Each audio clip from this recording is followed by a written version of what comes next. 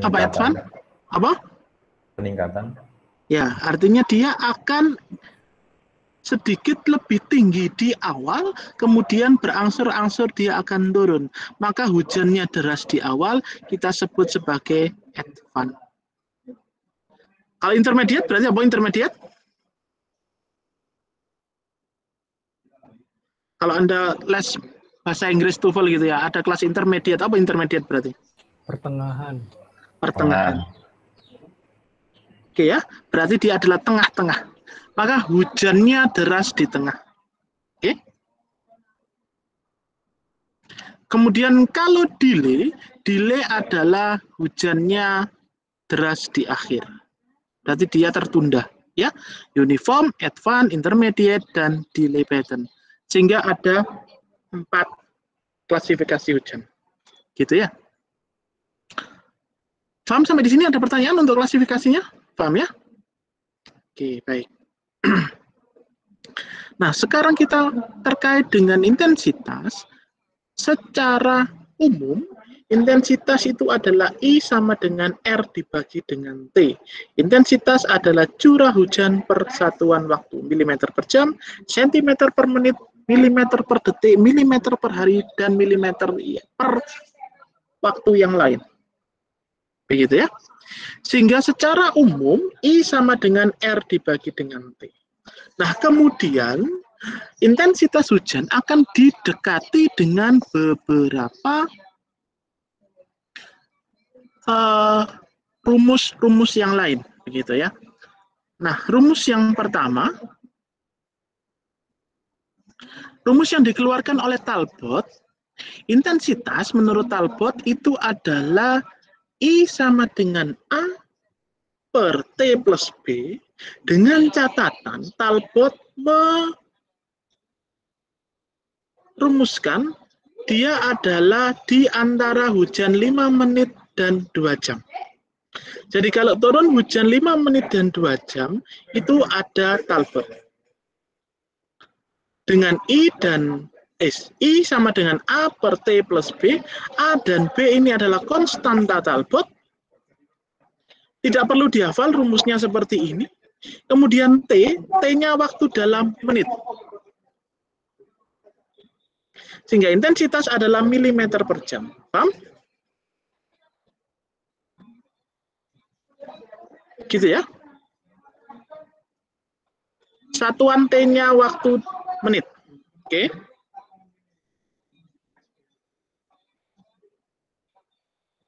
Kemudian oleh Profesor Sherman juga dilakukan perumusan intensitas sama dengan M per T pangkat N, di mana M dan N adalah konstanta Sherman, tapi catatannya Sherman, hujannya harus lebih dari 2 jam. Sedangkan T-nya itu waktunya dalam menit, gitu ya. M dan N rumusnya seperti ini, dan tidak perlu dihafal. Yang penting, waktunya dalam 2 jam, dan T-nya dalam satuan menit. Gitu ya.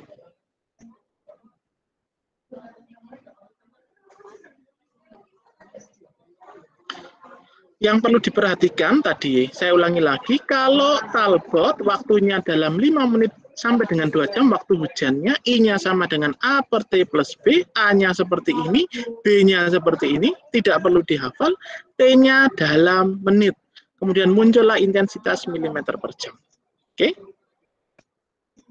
Sherman, waktunya lebih dari 2 jam, I sama dengan M per T plus N, M dan N adalah konstanta Sherman, dengan T-nya adalah waktu atau lama hujan dalam satuan menit. Perumusan yang ketiga oleh Dr. Ishiguro. Dr. Ishiguro mengatakan bahwa intensitas hujan itu adalah C per akar T plus D.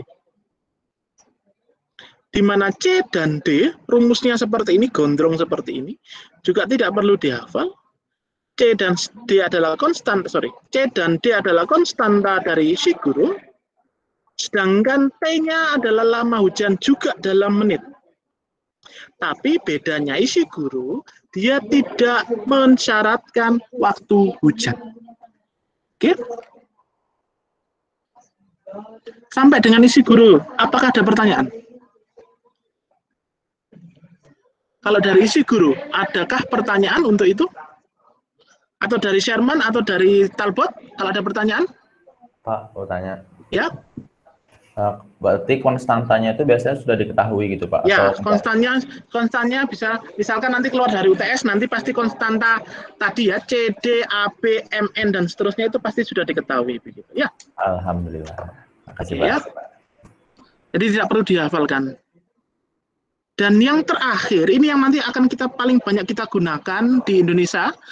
Misalkan nanti Anda akan mendesain suatu bendungan, sungai, dan seterusnya, itu nanti kita gunakan perhitungan atau perumusan oleh Mononobe. Menurut Mononobe, intensitas hujan itu adalah R24 dibagi dengan 24 dikalikan dengan 24 per T pangkat N.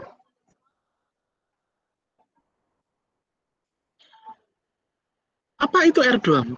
R24 adalah tinggi hujan maksimum per mil atau dalam milimeter. Oke? Sedangkan T di sini, T-nya adalah waktu dalam jam. Ingat ya, hanya Mononobe saja yang waktunya dalam jam. Lainnya dalam menit. Dan N-nya pangkat 2/3. Ingat, N-nya pangkat 2/3. Oke, R24 adalah tinggi hujan maksimum yang Anda hitung dari aritmatik dan Anda hitung dari Thiessen polygon, itu kan akan menghasilkan R24. Apa R24 kemarin?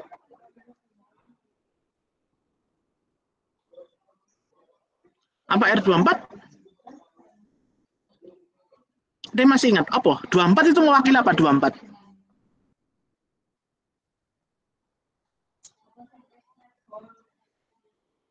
Apa, Rek?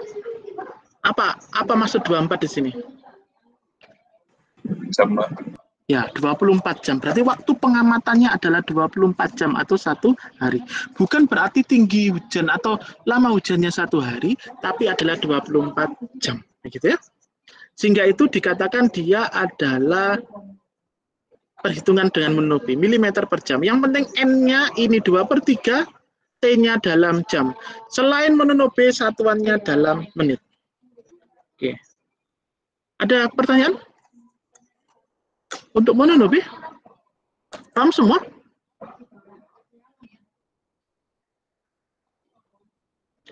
Paham? Atau ada pertanyaan yang lain? Paham semua ya? Kalau sudah oke, berarti saya anggap paham gitu Anda. Oke, saya lanjutkan. Nah, kalau sudah kita mengetahui klasifikasi hujan, maka kita akan ngomong terkait dengan peramalan hujan.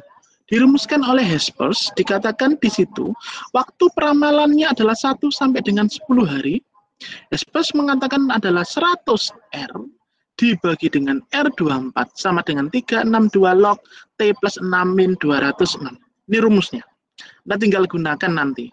Juga tidak perlu dihafal, nanti semisal kalau ada rumus ya nanti Anda buat catatan untuk mendesainnya gitu ya. Contoh ini. Jika diketahui R24 saya adalah 180 mm, kemudian saya akan meramalkan ilmu dukunnya berapa sih 4 hari ke depan. Jadi BMKG itu pakai rumus ini untuk meramalkan secara manual. Sehingga dalam 4 hari ke depan kita bisa meramalkan hujannya turun adalah 100 R dibagi dengan 180 sama dengan 362 log T-nya masuk 4 hari. Berarti log berapa ini? 4 tambah 6 berarti log berapa?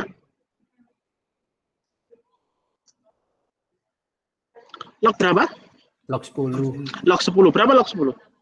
1. Berarti 362 minus 206. Ketemulah 156 di sini. Sehingga tinggal dihitung. R sama dengan R24 180 dikalikan dengan 156 dibagi dengan 100. Ketemulah R forecasting atau peramalannya adalah 280 mm. Selama 4 hari maka akan turun 280,8 mm. Begitu ya. Itu kalau harian. Nah, kalau jam-jaman berarti rumusnya pakai yang ini. 100 R per R24 pangkat 2 sama dengan 11.300 T per T plus 3 kali 12, berarti ini 36 jam. T-nya wajib dalam jam. Kalau yang di sini dalam hari. Ya. Nanti saya berikan PPT-nya. Ada pertanyaan sampai di sini?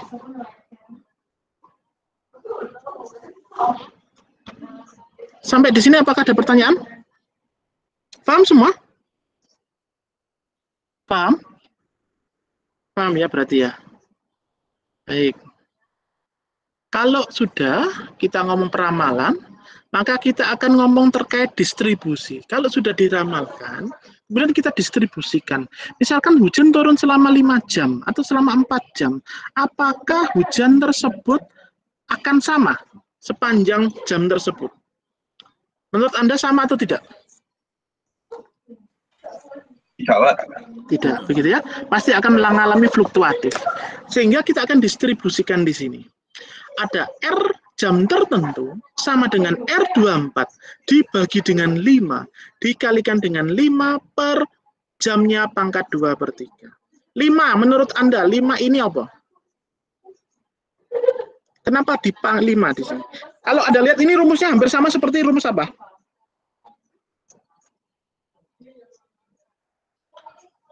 Rumus apa tadi? Rumus apa? Mononobe. Mononobe.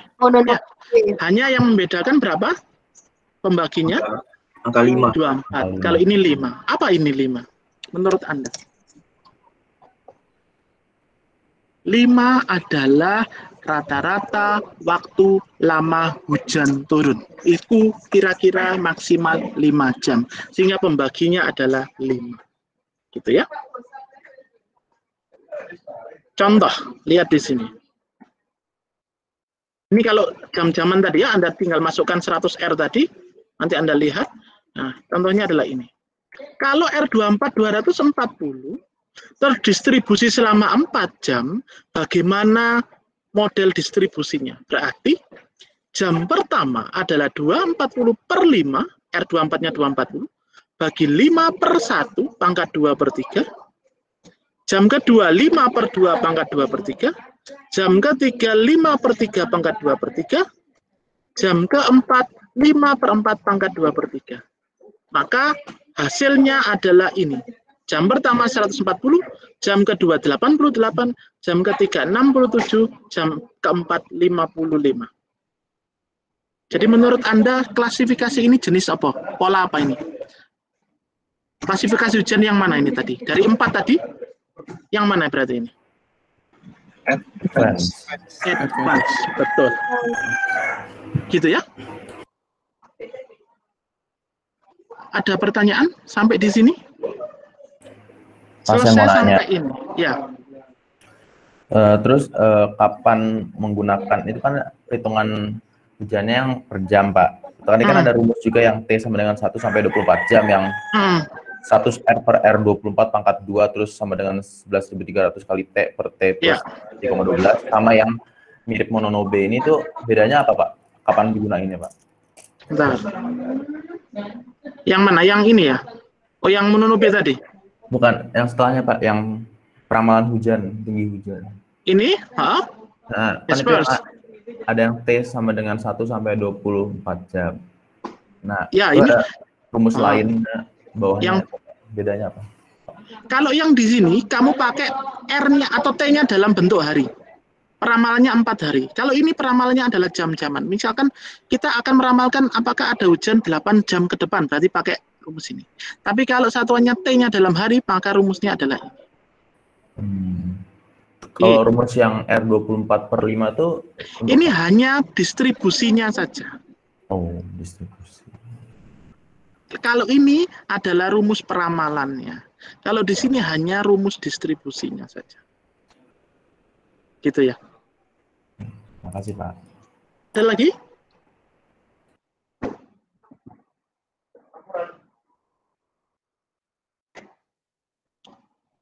Ada pertanyaan lagi? Paham semua ya? Atau ada yang mau ditanyakan? Silakan. Nanti saya share PPT-nya ke grup ya. Silakan kalau ada pertanyaan. Kita cukup setengah jam pas. Jadi siap-siap untuk UTS minggu ke-8 ya. Berarti Anda sudah belajar untuk siklus hidrologi. Anda sudah bisa menghitung hujan daerah dengan dengan Thiessen poligon dan aritmatik. Kemudian Anda sudah menghitung intensitas. Anda sudah bisa seperti dukun meramalkan pakai Espers tadi. Kemudian Anda sudah mengetahui distribusi hujan. Minggu depan terakhir adalah debit aliran, setelah itu tes. Lengkap minggu ke-8. Ya, jadi kita pas waktunya. Nggak kerasa toh ya, sudah minggu ke-8, berarti Anda sudah UTS. Ada pertanyaan?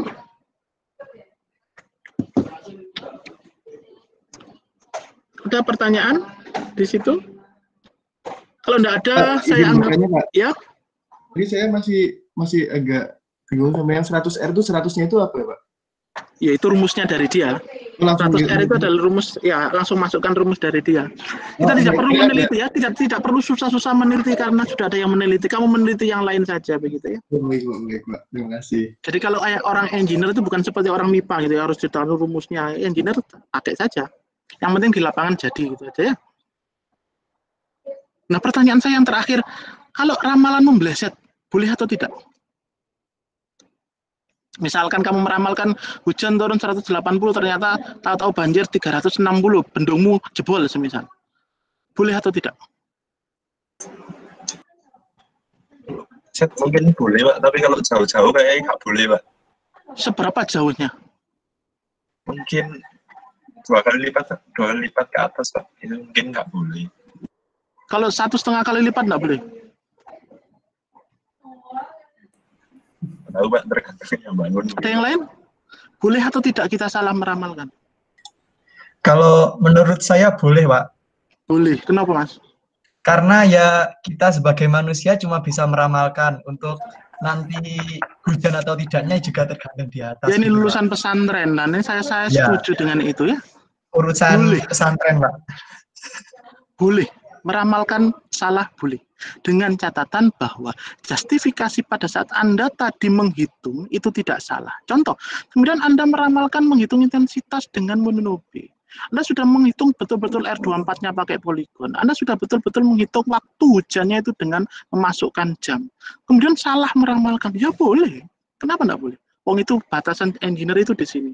Batasan yang tidak bisa disentuh adalah di sini. Artinya ada gray area di situ, ya itu adalah kuasa Tuhan yang tidak bisa kita sentuh. Ya, karena kita berhubungan dengan data alam, hujan, tanah misalkan. Itu nanti Anda belajar terkait dengan data-data alam yang kita tidak bisa prediksi. Kalau salah boleh, tapi dengan justifikasi yang betul. Kalau Anda salah menghitung memasukkan data, lah itu yang baru masuk penjara, gitu ya. Misalkan Anda menghitung mononobe tadi waktunya dalam menit, padahal desain teorinya dalam bentuk apa? Jam. Kemudian Anda salah mendesain bendungnya karena volumenya terlalu kecil atau bahkan terlalu lebar. Kemudian datang banjir yang tidak sesuai dengan rencana. Ambruk, jebol seperti Situ Gintung dulu ya. Masih ingat Situ Gintung yang menewaskan berapa ribu orang di beberapa desa itu. Nah, itu pasti akan dicek kesalahannya apakah dari desainernya atau dari konsultannya. Kalau memang sudah semua clear, maka itu akan aman terhadap desainnya. Gitu ya. Jadi boleh untuk tapi ya jangan sampai salah terus kan gitu, berarti kan keakuratan desainmu akan diperkirakan. Ingat ya, sekali lagi karena kita berhubungan dengan nyawa, okay? Kita tidak berhubungan dengan prototipe seperti orang mesin. Anda menggabungkan, saya sudah cerita, Anda menggabungkan mesin Honda bebek dengan Honda Astrea semisal, kemudian gagal gitu kayaknya, ya tidak masalah, cuman kehilangan harta saja. Tapi kalau Anda gagal melaksanakan desain jembatan, bendung, gedung yang di situ ada manusianya, ambruk gitu ya sudah, pasti akan berhubungan dengan Jalan Kuningan Jakarta Pusat ya, KPK maksudnya. Oke, ada pertanyaan sampai di sini? Karena saya harus proyek jam 2. Kalau tidak ada pertanyaan, nanti saya kirimkan PPT-nya ke grup gitu ya. Jadi Anda bisa download, kemudian Anda pelajari. Minggu depan kita lanjutkan ke debit begitu. Bisa saya akhiri? Terima kasih. Saya akhiri. Assalamualaikum warahmatullahi wabarakatuh. Nanti saya kirimkan PPT-nya ya.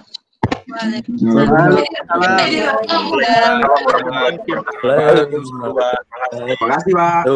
Mantap, masih